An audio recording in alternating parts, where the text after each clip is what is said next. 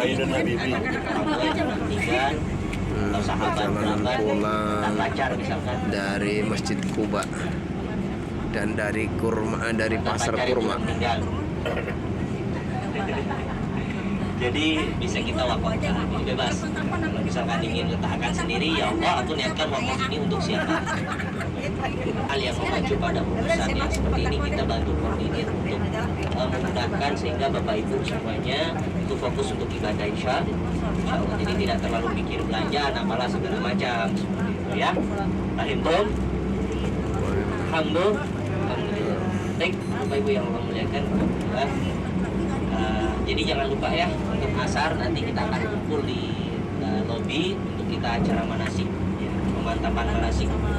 Yang kemudian nanti kami juga akan menjelaskan secara rinci mengenai teknis check out besok kita menuju ke mekanisme daripada check out menuju hotel Bir Ali, kemudian nanti akan ke stasiun. Jadi ada perubahan schedule untuk syukurnya dan asarnya. Asar tidak perlu dikosor katanya sedikit dong ya, karena kita masih jamaah di Masjid Bir Ali atau Masjid Zulhulaifah. Kemudian nanti kita akan melaksanakan miqat atau kita akan berniat ihram dari sana. Ini besok ada 2 niat Bapak Ibu semuanya. Ada niat wajib untuk kita biasa niat umrah labbaik umratan ila akhirih. Kemudian ada niat bersyarat. Niat bersyarat itu niat antisipasi, dikhawatirkan terjadi sesuatu halangan-halangan syara yang menghalangi daripada ibadah umroh kita sehingga kita tidak bisa melaksanakan ritual ibadah umroh seperti tawaf maupun sa'i karena uzur syara. Biasanya ini sering terjadi kasus-kasus seperti ini. Kalau perempuan itu tiba-tiba ngeflag, tiba-tiba head, itu tidak boleh untuk melaksanakan ibadah umroh seperti tawaf.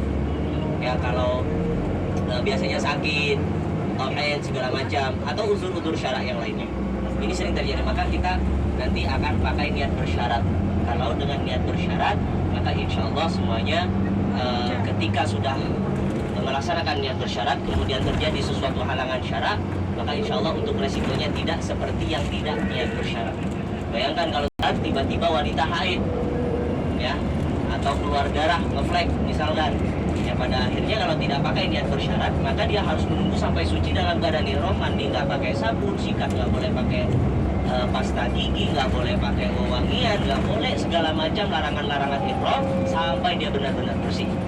Tapi kalau melihat itu 7 hari ya kan, itu mungkin kita risih kalau misalkan mandi nggak pakai sabun dan nggak boleh menjatuhkan rambut, nggak boleh gunting kuku, nggak boleh garuk yang berlebihan, nggak boleh ngupil yang berlebihan. Kadang kan ngupil gitu kan tiba-tiba ikut bulu hidung. Nah itu sering terjadi seperti itu halangan-halangan. Makanya ada niat bersyarat yang disebut dengan bisyartin, di mana disyariatkan oleh Rasulullah SAW dan beliau lakukan ketika peristiwa Hudaybiyah yang dimana beliau melaksanakan ihramnya dari Masjid Zulhulaifah.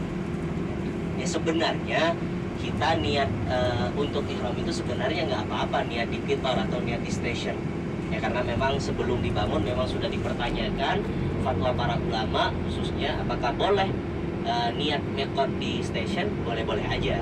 Makanya nanti ketika kita naik kitor atau naik station kereta itu nanti akan diinformasikan oleh petugas atau awak kabin lah kalau di pesawat ya. Jadi kurang lebih 8 menit atau 10 menit lagi kita akan melintasi tempat miqat, mari kita niat bersama-sama. Nah, hanya saja kita mengambil yang lebih afdol dan lebih meyakinkan, berangkat juga dari masukan-masukan jamaah grup-grup sebelumnya bahwa mungkin kita alangkah baiknya untuk tetap miqat di Bir Ali. Sehingga kita pimpin bersama, karena kan kalau kita pimpin miqat di kereta api itu kan kadang seatnya beda-beda, beda gerbong atau segala macam, dan itu kita susah untuk ngaturnya. Makanya besok insya Allah saya Ustadz Riyadi begitu juga dengan bis yang satu rombongan Pak Sattar itu nanti kami akan pimpin di bis bersama-sama ya.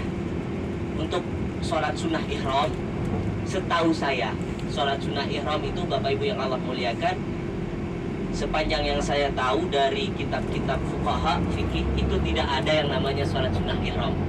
Yang ada sholat ketika kita sedang melaksanakan ihram. Sholatnya apa aja? Tapi dalam keadaan ihram. Sholat duhur kalau kita dalam keadaan ihram dikatakan sholat ihram. Artinya secara spesifik Rasulullah menyebutkan seperti yang misalkan kita usolli sunnatal ihram rakaataini lillahi ta'ala, itu belum ada menurut pendapat yang paling kabar atau paling kuat. Tapi kalau misalkan Bapak Ibu memiliki pendapat tentang adanya salat sunnah ihram, tafadhal silahkan. Ya, jadi ini merupakan perbedaan-perbedaan para ulama. Alhamdulillah kita sudah sampai dengan selamat. Mari kita ucapkan lafaz hamdalah bersama-sama. Alhamdulillahirabbil alamin. Alhamdulillah kita sudah sampai. Bapak Ibu mohon untuk diperiksa kembali persiapan, jangan sampai terlupa barang bawaannya. Ada yang meletakkan sesuatu di bagasi bis, nggak ada ya?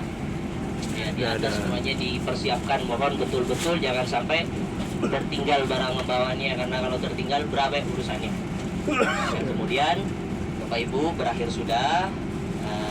Alhamdulillah, semoga kita senantiasa dalam lindungan Allah, dipermudah segala urusan kita.